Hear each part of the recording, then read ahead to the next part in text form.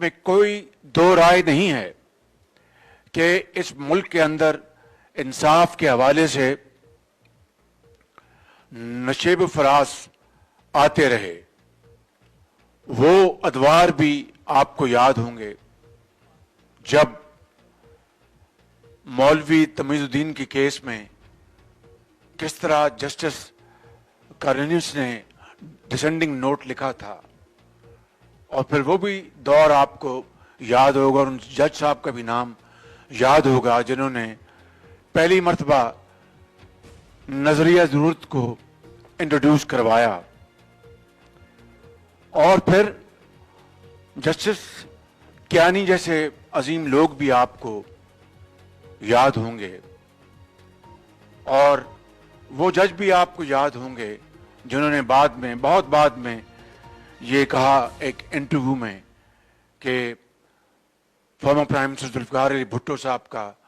जो फैसला मैंने दबाव के तहत किया था।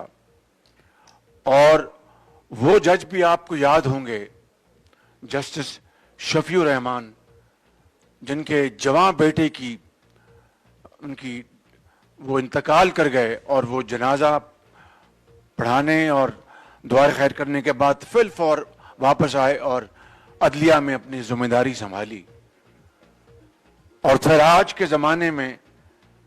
जज अरशद मलिक का भी सारा किस्सा आपके सामने है। सवाल ये पैदा होता है कि ये उतार चढ़ाव क्यों?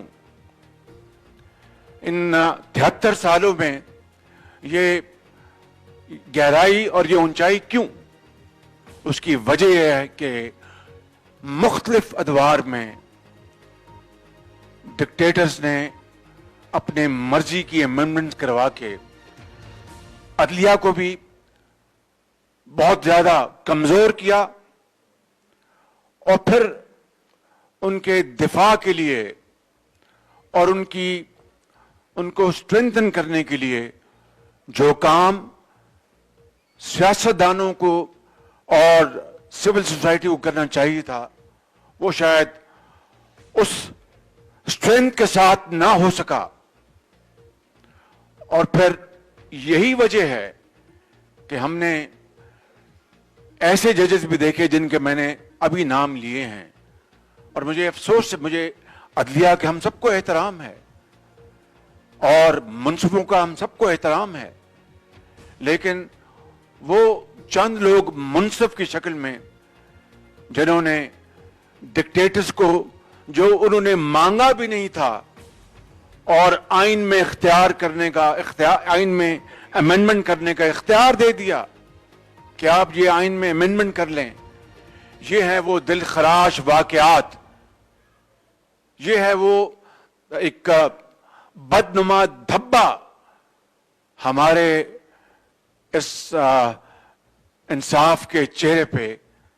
जो कि बदकिस्मती से अगर हम धोना भी चाहें तो नहीं धो सकते। जजेस के इंतखाब के हवाले से कि उनका क्या मेयार होना चाहिए, उनकी क्या काबिलियत, ईमानदारी का बेंचमार्क होना चाहिए, उनकी इंडिपेंडेंस और उनकी जाती पसंद नापसंद से वो बालातर हों। और फिर एहतसाब के हवाले से जो आपने जो एजेंडा आइटम यहां पर रखा, और शहरी आजादियों और बात करने के हक के हवाले से जो आपने ये एजेंडा बनाया, इससे ज्यादा आज के हवाले से कोई और इंपॉर्टेंट एजेंडा नहीं हो सकता। तकरीर का जिक्र भी नहीं करना चाहता कि मुझे शर्म आती है कि मैं गवाल मंडी में बड़े बड़े नेक लोग रहते हैं, गवाल मंडी में बड़े मुसलमान रहते हैं, बड़े अजीम पाकिस्तानी रहते हैं। उन्होंने अपना पाकिस्तान के वक्त उनके आबाओ अजदाद ने, बुजुर्गों ने, उन्होंने खून के दरिया अबूर किए और हिजरत की और पाकिस्तान आए और ग्वालियर मंडी में आके बसे, वो कराची में आके बसे, वो बलूचिस्तान में आके बसे, वो केपीके में आके बसे। आप ग्वालियर मंडी हो या कोई और इलाका हो, एक पाकिस्तान का इलाका है, उसको आप हकारत की नजर से देखें और उसको आप हतक अमेज अंदाज में उसकी बात करें। ऐसा अपना वजीर आजम जिसको ये एहसास ना हो कि पाकिस्तान का हर चप्पा, हर गली, हर कस्बा, हर शहर, हर गांव, हर सूबा वो मुकद्दम है और मुकद्दस है, जिन्होंने हर एक ने कुर्बानियां दी हैं, तमाम सूबों ने मिलकर। सिंध ने सबसे पहले पाकिस्तान के लिए आवाज उठाई, बंगाल जो हमसे अलहदा हो गया, उन्होंने पाकिस्तान के लिए कितनी कुर्बानियां दी। तो इस आज के इन हालात में जब चारों तरफ मईशत तबाह हो चुकी, बेरोजगारी अरूज पर है, और इस वक्त आप देखें महंगाई वो अरूज पर है, आसमानों से बातें कर रही है, गरीब आदमी पिस गया है, उसकी जेब खाली हो गई है, और आप पार्लियामान में खड़े होके एक तो आप बिलों को आप स्टीम रोल करवाते हैं, और फिर पार्लियामान में खड़े होके वो बातें करते हैं जो कोई तसव्वुर नहीं कर सकता। तो मैं समझता हूं कि मेरे बुजुर्गों, भाइयों और बहनों, अब माजी में रोने धोने से तो कोई फायदा नहीं। आज हमें माजी से सबक हासिल करते हुए हमें अब आगे बढ़ना है। और जिस तरह मैंने जिन अजीम जजों का नाम लिया और उन जजेस का जिन्होंने फिर खुद एतराफ किया,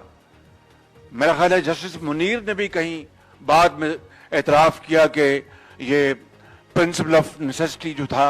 ये मेरी एक बड़ी फाश गलती थी। माजी की इन फाश गलतियों से आज हमें सबक सीखना होगा। नहीं सीखा तो फिर खुदा ना खास्ता मेरे भाई महमूद खान साहब और दूसरे जो यहां पर जोमा बैठे हैं, उनकी बातों में फिर बड़ा वजन है कि अगर आईने पाकिस्तान की अगर हम तौकीद नहीं करेंगे, क्योंकि इसी आइन ने एक जोड़ रखा है, एक प्रो रखा है पूरे पाकिस्तान के, चाहे वो सिंधी हैं, चाहे वो पंजाबी हैं, चाहे वो बलोच हैं, चाहे वो पश्तून हैं, कश्मीरी हैं, सराइकी हैं, बल्ती हैं, वो किसी भी कौम से उनका ताल्लुक हो, इसी आइन ने जोड़ रखा है। और मुझे ये कहने में कोई बात नहीं कि जहां पर सियासी पार्टियों ने अल्हम्दुलिल्लाह बहुत अच्छे काम किए, वहां पर हमसे भी गलतियां हुई हैं, हमसे भी ब्लंडर्स हुए हैं, और हमें इसका एतराफ करना चाहिए कि कब तक हम इस मुल्क के अंदर ये तमाशा हम देखते रहेंगे।